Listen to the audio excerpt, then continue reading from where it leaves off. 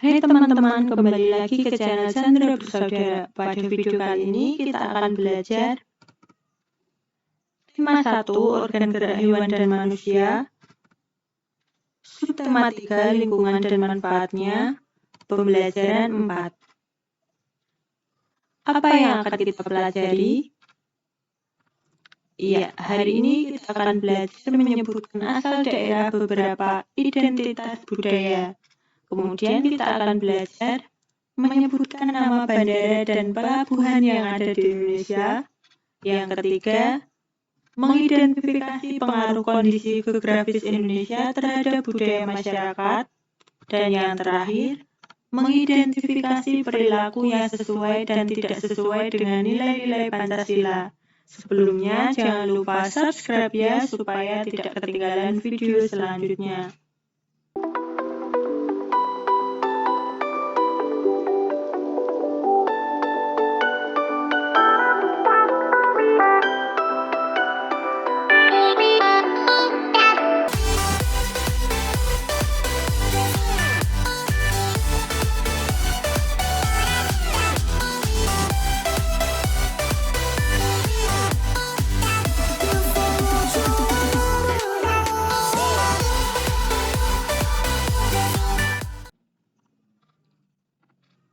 Apakah kamu pernah mendengar lagu berjudul Nenek Moyangku? Iya, nenek moyangku seorang pelaut. Gemar mengarung luas samudera, menerjang ombak tiada takut. Menempuh badai sudah biasa. Angin bertiup layar terkembang, ombak berdebur di tepi pantai. Pemuda berani maju sekarang, ke laut kita ramai-ramai. Lani senang sekali mendengar penjelasan mengenai kejayaan bahari nenek moyang dari ayahnya saat mengunjungi tempat produksi gerabah.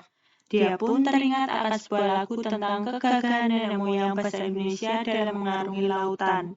Dia pun spontan menyanyikannya di hadapan ayah dan para pengrajin gerabah. Semua orang yang mendengarkannya senang dan terhibur. Kejayaan bahari bangsa Indonesia sebagai negara maritim pada masa lalu membuat kita bangga. Akankah masa-masa tersebut dapat terulang lagi sekarang dan ke depan?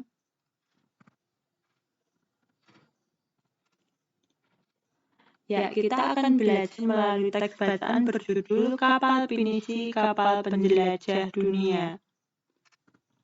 Kapal Pinisi adalah sebuah kapal layar kebanggaan masyarakat Sulawesi Selatan, bahkan juga menjadi kapal kebanggaan bangsa Indonesia. Ketangguhan dan ketenaran kapal ini telah terdengar di seluruh penjuru dunia. Sudah sejak abad 14, kapal Pinisi berlayar dan menjelajah samudera di seluruh dunia. Konon, Pinisi ini diambil dari nama seorang yang bernama Pinisi. Suatu ketika, dia berlayar melewati pesisir pantai Bira. Dia melihat rentetan kapal di laut. Kemudian dia menegur salah seorang nahkoda kapal tersebut bahwa layar yang digunakannya masih perlu diperbaiki. Sejak saat itu, orang Bira berpikir dan mendesain layar sedemikian rupa, dan akhirnya berbentuk layar Pinisi yang seperti sekarang ini. Atas teguran orang tersebut, maka orang-orang Bira memberi layar itu dengan nama Pinisi. Kapal Pinisi adalah kapal istimewa. Kapal ini dibuat oleh tangan-tangan ahli tanpa menggunakan peralatan canggih dan modern. Seluruh bagian kapalnya terbuat dari kayu dan dirangkai tanpa menggunakan paku. Meskipun demikian, kapal ini telah membuktikan ketangguhannya dalam mengarungi samudera dan menjelajah negara-negara dunia. Banyak upacara atau ritual yang dilakukan dalam membuat kapal Pinisi, mulai dari pencarian hari baik untuk memulai pembuatan, upacara atau ritual mengusir roh jahat saat akan menebang kayu yang akan digunakan untuk membuat kapal Pinisi, upacara atau ritual peletakan lunas dan pemasangan pengapit lunas, kemudian memasuki proses penggabungan dan pendempulan badan kapal. Pada proses terakhir dilakukan peluncuran, namun sebelumnya juga diadakan upacara atau ritual selamatan. Semua upacara atau ritual itu dilakukan semata-mata untuk mengharapkan keselamatan dan kesejahteraan bagi pembuat, pemilik, dan penumpang kapal pinisi. Peluncuran kapal pinisi dilakukan pada saat air laut pasang dan matahari sedang naik. Ketika kapal sudah mengapung di laut, barulah tiang dan layar dipasang. Kapal yang diluncurkan biasanya sudah siap dengan awaknya. Adapun kepala tukang bertindak sebagai pelaksana utama upacara dan duduk di sebelah kiri. Doa dan mantra pun diucapkannya. Walaupun terbuat dari kayu, kapal ini mampu bertahan dari terjangan ombak besar di laut lepas. Kapal pinisi satu-satunya kapal kayu besar dari sejarah masa lampau yang masih diproduksi hingga sekarang. Kapal pinisi sendiri umumnya memiliki 2 tiang layar utama dan 7 buah layar.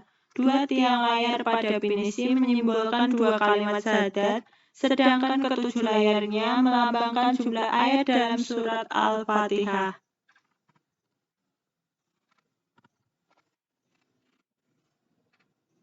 Ada beberapa jenis kapal pinisi, tetapi yang pada umumnya pinisi ada 2 jenis. 1. Lamba atau lambu.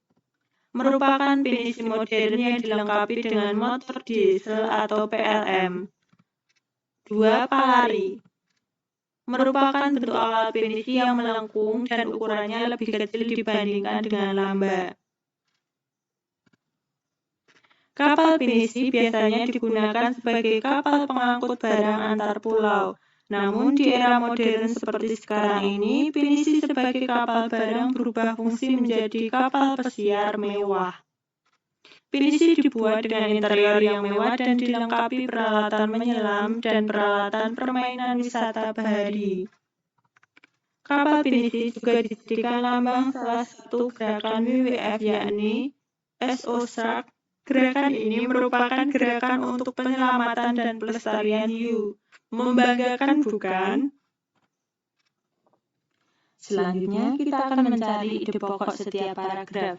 Ya, paragraf pertama, ide pokoknya, kapal pinisi adalah sebuah kapal layar kebanggaan masyarakat Sulawesi Selatan, bahkan juga menjadi kapal kebanggaan bangsa Indonesia. Paragraf 2, ide pokoknya, pinisi diambil dari nama seorang yang bernama Pinisi. Paragraf 3, kapal pinisi adalah kapal istimewa. Paragraf 4, ide pokoknya, banyak upacara atau ritual yang dilakukan dalam membuat kapal pinisi. Paragraf 5, peluncuran kapal pinisi dilakukan pada saat air laut pasang dan matahari sedang naik. Paragraf ke-6, ide pokoknya, walaupun terbuat dari kayu, kapal ini mampu bertahan dari terjangan ombak besar di laut lepas. Paragraf 7, kapal pinisi sendiri umumnya memiliki 2 tiang layar utama dan 7 buah layar. Paragraf 8, ide pokoknya, ada beberapa jenis kapal pinisi, namun pada umumnya pinisi ada 2 jenis.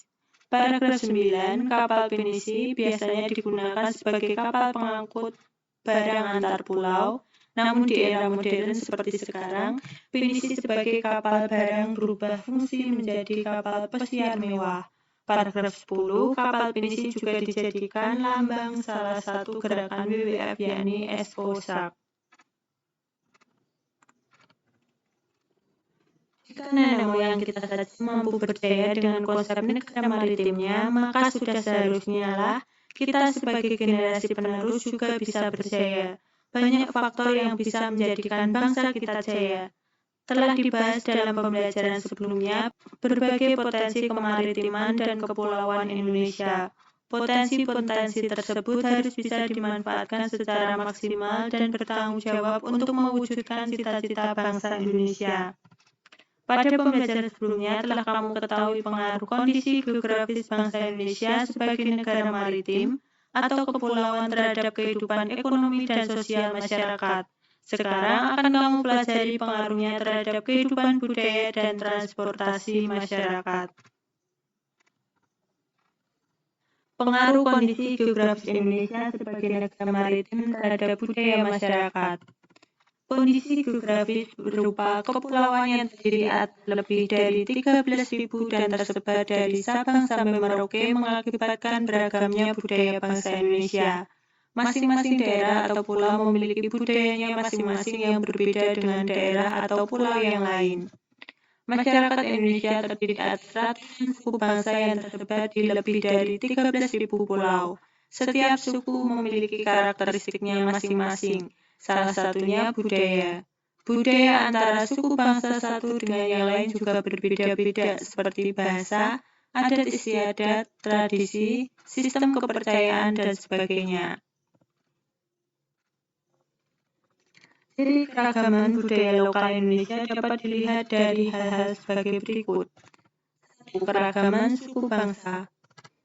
Nenek moyang bangsa Indonesia berasal dari Yunan, Cina Selatan. Mereka berimigrasi kemudian bercampur dengan penduduk indigenus dan Indo-Aryan dari Asia Selatan. Kemudian terus berkembang hingga membentuk suku-suku bangsa. Suku-suku bangsa di Indonesia diklasifikasikan menjadi 19 suku bangsa induk. Keberagaman bahasa. Indonesia masuk ke dalam rumpun bahasa Austronesia atau Australia Asia. Rumpun ini terbagi menjadi dua subrumpun lagi, yakni bahasa Austronesia Barat atau Indonesia Melayu dan bahasa Austronesia Timur atau Polinesia. Dari subrumpun bahasa tersebut masih terbagi lagi ke dalam wilayah-wilayah bahasa. 3. Keberagaman religi. Indonesia memiliki keberagaman agama atau kepercayaan Indonesia terdapat 6 agama yang diakui secara resmi oleh pemerintah yaitu Islam, Katolik, Kristen, Hindu, Buddha, dan Konghucu. Selain itu juga berkembang aliran-aliran kepercayaan. 4. Keberagaman seni dan budaya. Suku bangsa yang beragam di Indonesia tentu menghasilkan kebudayaan yang beragam pula. Salah satu wujudnya adalah kesenian baik seni sastra, seni tari, seni musik, seni drama atau pertunjukan, seni rupa, dan sebagainya. Keberagaman budaya memberikan manfaat bagi bangsa kita. Misalnya dalam bidang bahasa, kebudayaan daerah yang berwujud dalam bahasa daerah dapat memperkaya perbendaharaan istilah dalam bahasa Indonesia. Sementara itu, dalam bidang pariwisata, potensi keberagaman budaya dapat dijadikan sebagai objek dan tujuan wisata sehingga bisa menghasilkan devisa bagi bangsa. Pemikiran yang timbul dari sumber daya di daerah-daerah bisa menjadi acuan bagi pembangunan nasional. Adapun dampak dari segi kebudayaan diantaranya ialah sebagai berikut. 1. Karena mudahnya pengaruh luar masuk ke Indonesia, maka masyarakat Indonesia lebih mengenal budaya asing. Seperti dalam bidang musik, masyarakat Indonesia lebih tahu musik luar seperti hip-hop, jazz, R&B daripada lagu daerah seperti karawitan atau gambang kromong. Tidak hanya pada lagu, budaya lain seperti tari-tarian dan bahasa pun mulai luntur. 2. Tontonan dan adegan dalam film yang kurang bahkan tidak pantas membawa efek buruk bagi bangsa Indonesia. Sebagian besar adegan tersebut ditiru oleh artis-artis dalam negeri dan masyarakat. Menganggapnya sebagai gaya hidup, semacam pusat yang perlu ditiru terutama oleh anak muda, padahal itu membuat turunnya nilai moralitas bangsa. 3. Dikenalnya kebudayaan Indonesia akibat ramainya perdagangan dan pariwisata yang ada di Indonesia. 4. Timbulnya beraneka ragam kebudayaan dan adat akibat pengaruh luar, contohnya wayang di Jawa yang terinspirasi dari cerita dari India, dan hukum adat di Aceh yang terpengaruh oleh hukum Islam. Amatilah gambar-gambar berikut. Berilah tanda centang pada gambar yang menunjukkan budaya asli Indonesia. Berilah tanda silang atau X pada gambar yang menunjukkan budaya hasil dari pencampuran atau peleburan dengan budaya dari luar negeri. Ya, yang pertama keroncongku. Ya, silang artinya gambar menunjukkan budaya hasil dari percampuran atau peleburan dengan budaya dari luar negeri. Yang kedua, gambar apa? Ya, ada Reok Ponorogo, merupakan gambar yang menunjukkan budaya asli Indonesia, makanya dicentang. Gambar yang ketiga, Ya, betul sekali, tari kecak dari Bali. Nah, ini merupakan gambar yang menunjukkan budaya asli Indonesia di centang. Dan gambar yang keempat, gambar apa? Ya, barongsai. Ini merupakan gambar yang menunjukkan budaya hasil dari percampuran atau peleburan dengan budaya dari luar negeri di Silang. Paham? Selanjutnya, hubungkan dengan garis antara identitas budaya daerah dan provinsi asalnya. Ya, dapat kamu lihat pada gambar yang pertama ini adalah di Pulau Sumatera. Gambar yang kedua, ya bisa kamu lihat di Pulau Jawa. Gambar yang ketiga, ya ini di Kalimantan dan Sulawesi. Dan yang terakhir ini ada gambar Papua.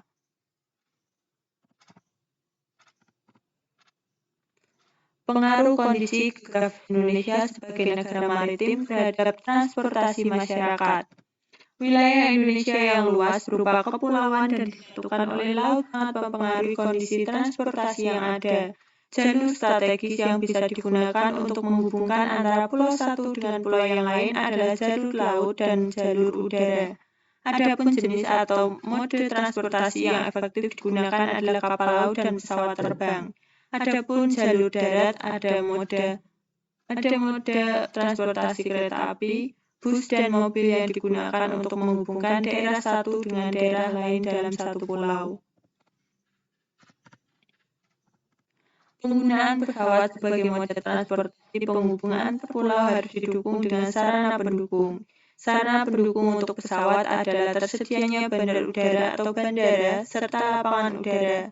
Untuk pulau-pulau besar dan kota-kota besar dibangunlah bandara yang mampu menampung pesawat-pesawat besar. Sedangkan di pulau-pulau kecil dibangunlah lapangan udara yang hanya mampu menampung pesawat-pesawat kecil atau pesawat-pesawat perintis. Begitu pula dengan penggunaan kapal sebagai moda transportasi penghubung antar pulau, harus didukung dengan ketersediaan pelabuhan yang memadai. Ketersediaan pelabuhan yang memadai dan jumlah kapal yang banyak bisa meningkatkan mobilitas masyarakat antar pulau. Karena penggunaan moda transportasi kapal dirasa masih lebih murah jika dibandingkan dengan menggunakan pesawat, sehingga masyarakat lebih banyak memilih untuk menggunakan kapal untuk bepergian antar pulau. Jika penyediaan dan penggunaan moda transportasi antar pulau memadai, akan sangat membantu kehidupan masyarakat, mengingat luas wilayah Indonesia yang sangat luas dan berupa kepulauan, sehingga mempengaruhi pemerataan program pembangunan dan hasil-hasilnya, sehingga kemajuan tidak hanya berpusat pada daerah-daerah tertentu saja. Ada daerah yang sangat maju, namun ada daerah yang masih sangat tertinggal. Harga barang kebutuhan di satu pulau berbeda dengan harga kebutuhan di pulau lain. Hal tersebut merupakan contoh kecil dampak negatif kondisi geografis bangsa Indonesia sebagai negara maritim atau kepulauan. Adapun dampak positifnya, khususnya bagi perkembangan alat transportasi, adalah terpacunya bangsa Indonesia untuk membangun dan mengembangkan industri pesawat dan perkapalan. Ya, PT di atas adalah jalur penerbangan antar pulau di Indonesia. Sekarang sebutkan bandara-bandara dan lapangan udara di tiap-tiap provinsi di Indonesia. Ya, di Provinsi Nanggroe Aceh Darussalam, nama bandaranya Sultan Iskandar Muda, Cut Nyak-Dien, Lasikin, Maimun Saleh, Malikus Saleh, Syekh Hamzah Mansuri, Teuku Cut Ali, dan Lok Sukon. Di Sumatera Utara ada Kuala Namu, Polonia, Aik Godang, Binaka, Ferdinand Lumban Tobing, Lasondre, Sibisa, Toba Samosir Silangit, Barita. Di Sumatera Barat ada Minangkabau International Airport, Pusako Anak Nagari, dan Rokot. Di Riau ada Sultan Syarif Qasim II, Japura, Sungai Pakning, Pasir Pangarayan, Pinang Kampai. Di Kepulauan Riau ada Raja Haji Fisabilillah di Cipinang, Hang Nadim atau Batam, Nab, Dabo, Ranai, Sebati, dan Mata. Di Jambi ada Dipati Parbo Muara Bungo. Di Sumatera Selatan, Sultan Mahmud Badarudin II, Atung Bungsu, Silampari, dan Pendopo. Di Bangka Belitung ada Dipati Amir, Pangkal Pinang, ada juga H.A.S. Hananjudin. Di Bengkulu ada Enggano dan Muko-Muko. Lampung ada Pekon Serai dan Gatot Subroto. Banten ada Soekarno-Hatta, Budiarto, dan Tanjung Lesung. Jakarta ada Halim Perdana Kusuma dan Pulau Panjang. Jawa Barat ada Husein Sastranegara, Cakrabuana, Nusawiru, dan Cibeurum. Di Jawa Tengah ada Ahmad Yani, Adi Sumarmo, Tunggul Wulung, Wirasaba, Dewandaru, dan Ngloram. Di daerah istimewa Yogyakarta ada Adi Sucipto. Di Jawa Timur ada Juanda, ada Malang Abdurrahman Saleh, Trunojoyo Mas Salembo, Blimbing-Sari, Noto Hadinegoro, Iswahyudi, dan Harun Thohir. Di Bali ada Ngurah Rai dan Letkol Wisnu. Di NTB ada Lombok Praya, Prang Biji, Lunyu, Muhammad Salahuddin. Di NTT ada El Tari, Frans Sales Lega, Labuhan Bajo, Tambulaka, Umbu-Mehangkunda, Soa, Hahasan Aroe Busman, Wayoti, Gewayantana, Wonopito, Mali, Lekuni, Tardamu, Haliwen, dan Atambua. Di Kalimantan Barat ada Supadio, Ciliriwut Tebelian, Radi Usman, Susilo, Nangapino, dan Pangsuma. Di Kalimantan Timur ada Sultan Aji Muhammad Sulaiman Sepinggan, Kalimarau, Datah Dawai, Melalan, Sangkimah, Temindung, Tanjung Bara, dan Tanjung Santan. Di Kalimantan Tengah ada Iskandar, Tumbang Kuala Kurun, Kuala Pambuang, Hasan, dan Beringin. Di Kalimantan Tengah ada Iskandar. Di Kalimantan Selatan ada Samsudin Nur, Warukin, Bersujud, dan Stagen. Di Kalimantan Utara ada Juwata, Pulau Bunyu, Yufai, Semaring, Long Apung, R.A. Besing, Nunukan, dan Tanjung Harapan. Di Sulawesi Barat ada Bandar Udara Tampak Padang, Mamuju. Di Sulawesi Utara ada Samratulangi, Melangwane, Naha Mumpait. Di Sulawesi Tengah ada Kasih Kunjung, Mutiara, SIS Al-Jufri, Wogugol, Lalos, Syukuran, Amindun Amir. Di Sulawesi Tenggara ada Beto Ambari, Matahura, Marango, Haluoleo, Sukimanuru, Sangian Ibandira. Di Sulawesi Selatan ada Sultan Hasanuddin, Andi Jema, Wong Tiku, H. Aropala, Lagaligo, Inco Sorowako, Was. Di Gorontalo ada Bandar Udara Internasional Jalaluddin Gorontalo. 31 Maluku Utara ada Emalamo, Gambar Malamo, GB, Kuabang, Osman Sadik, Pitu Internasional Sultan Babullah, Taliabu, Buli, dan Maba. Di Maluku ada Patimura, Amahai, Banda Neira, Dobo, Dumatubun, Liwur Bunga, Maule Leti, Mua Namlea, Namrole, Nangasuri, Matilda, Batlayeri, Purpura. Papua Barat ada Abreso, Anggi, Ayawasi, Babu, Bintuni, Inanwatan, Jefman, Kambuaya, Gebar, Merde, Pulau Gak, Rendani, Taimunabuan, Wasior, dan Torea. Di Papua ada Sentani, Frans, Kaisepo, Mopah, Apalapsili, Arso, Mararena, Mindiptana, Muana, Mani. Nah, peta jalur pelayaran. Peta adalah jalur pelayaran antar pulau di Indonesia. Sekarang sebutkan nama pelabuhan di tiap provinsi di Indonesia. Nah, di Provinsi Aceh ada Pelabuhan Krueng-Guekoh, Pelabuhan Kuala Langsa, Pelabuhan Malahayati, Pelabuhan Yosep, Iskandar, dan Tapak Tuan. Di Sumatera Utara ada Pelabuhan Tanjung Balai, Pelabuhan Kuala Tanjung, Batubara, Pelabuhan Belawan. Di Sumatera Barat ada Pelabuhan Teluk Bayur, Pelabuhan Muarat, Padang. Di Riau ada Pelabuhan Sungai Pakning Dumai. Kepulauan Riau ada Pelabuhan Sekupang, Pelabuhan Nusa, Pelabuhan ASDP Desa Jago, Lingga, Pelabuhan ASDP Dompak Tanjung Pinang. Di Jambi, Pelabuhan Idris Sardi, Muara Sabak. Di Sumatera Selatan ada Pelabuhan Tanjung Api-Api, Palembang. Di Bangka Belitung, Pelabuhan Tanjung Pandan, Pelabuhan Pangkal Balam. Di Bengkulu ada Pelabuhan Bengkulu, Bengkulu. Di Lampung, Pelabuhan Bakahuni, Pelabuhan Panjang. Di Banten, Pelabuhan Merak, Cilegon, Banten. Jakarta, Pelabuhan Sunda Kelapa, Pelabuhan Tanjung Priok. Di Jawa Barat, Pelabuhan Cirebon, Pelabuhan Pramuka, Garut, Pelabuhan Pertiwi, Pamanukan, Subang. Di Jawa Tengah, Pelabuhan Tanjung Emas, Semarang, Pelabuhan Tanjung Intan, Cilacap. Di daerah istimewa Yogyakarta ada Pelabuhan Tanjung Adikarto. Di Jawa Timur, Pelabuhan Batugulu, Kamal, dan Kaliangat, Madura. Pelabuhan Kalimas, Ketapang, Sulindo, Subjarso, Popoh, Pelabuhan Ujung, Surabaya, Pelabuhan Tanjung Perak, Tanjung Tembaga, Tanjung Wangi. Di Bali, Pelabuhan Gilimanuk, Padang Bayi, Benua, Celukan Bawang Amuk, dan Nusa Penida.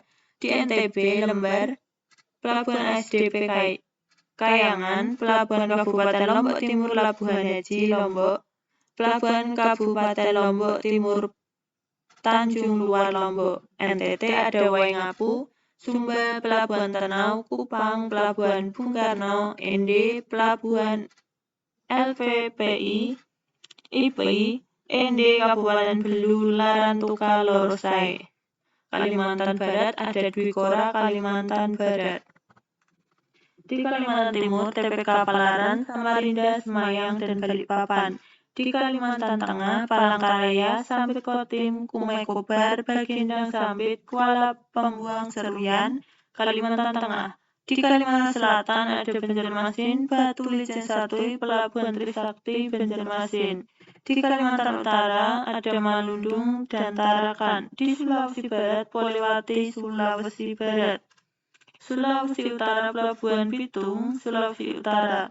Di Sulawesi Tengah, Pelabuhan Pantoloan, Sulawesi Tengah. 28 Sulawesi Tenggara, Kendari, Sulawesi Tenggara, Buton, Sulawesi Tenggara.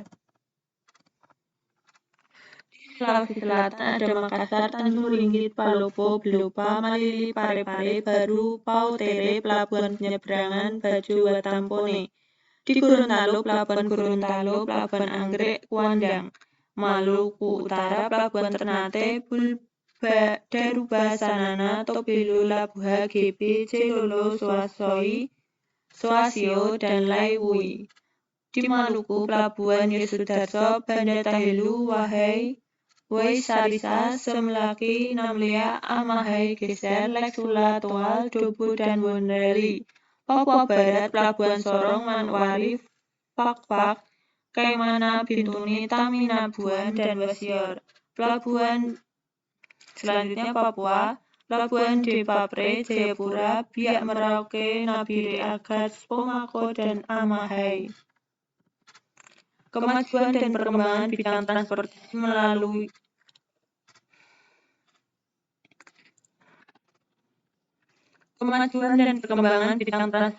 antar pulau akan makin memperkuat persatuan dan kesatuan bangsa.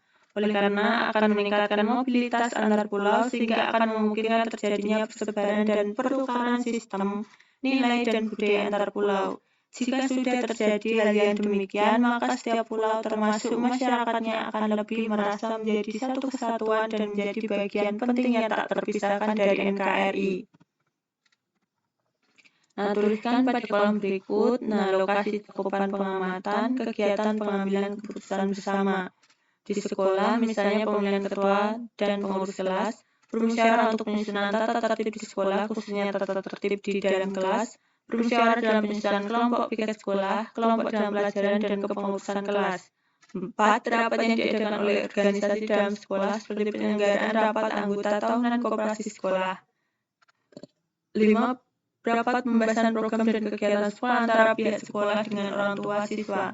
6. Penyelenggaraan kegiatan sekolah dengan membentuk kepanitiaan seperti acara rekreasi, peringatan Hari Besar Agama dan Hari Besar Nasional, acara pentas seni, bazar sekolah, dan acara perpisahan sekolah bagi siswa yang akan lulus.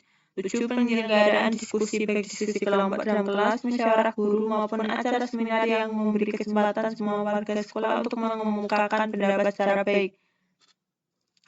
8. Menyelesaikan masalah dan kesulitan yang menimpa siswa dengan cara musyawarah antara guru, siswa, dan orang tua. 9. Musyawarah tentang pembangunan nasional antara komite sekolah dan guru. 10. Musyawarah penentuan nilai minimal 10. Musyawarah penentuan nilai minimal kelulusan siswa kelas 6. Ya, 2. Di lingkungan rumah, ada musyawarah dalam menentukan tugas masing-masing setiap anggota keluarga, musyawarah dalam membuat keputusan dalam permasalahan keluarga, musyawarah dalam membuat kebijakan dalam rumah tangga, musyawarah menentukan tempat liburan keluarga, musyawarah dalam menentukan barang yang harus dibeli, musyawarah untuk menentukan sekolah yang akan dipilih, musyawarah rencana perbaikan rumah, musyawarah tentang rencana memelihara hewan peliharaan, musyawarah tentang rencana liburan akhir tahun keluarga, dan yang terakhir musyawarah rencana pulang kampung saat menjelang Lebaran.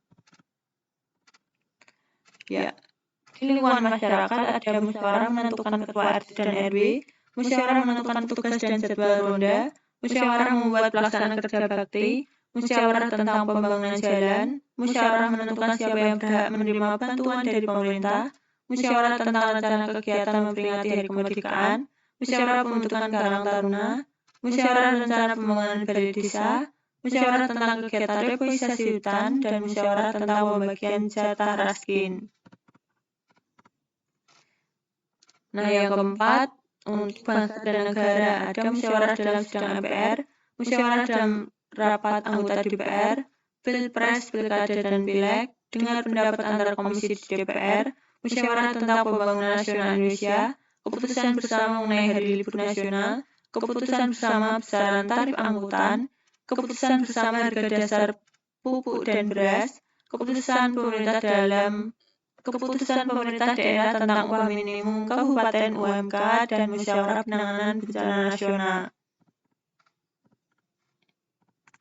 Nilai-nilai luhur yang terkandung dalam sila-sila Pancasila apabila diamalkan akan menjamin kehidupan dalam berbangsa dan bernegara dengan baik. Indonesia pun akan semakin disegani oleh bangsa-bangsa lain di dunia. Perasaan menjadi satu kesatuan sebagai bangsa Indonesia juga merupakan salah satu amanah dari Pancasila. Pancasila yang merupakan dasar negara menghendaki semua unsur dalam bangsa menjadi satu kesatuan layaknya sila-sila dalam Pancasila. Layaknya papan catur berbeda warna terkotak-kotak, namun membentuk satu kesatuan yang tidak bisa dipisahkan. Jika ada satu yang terpisah atau terlepas, papan catur tersebut tidak akan lagi bisa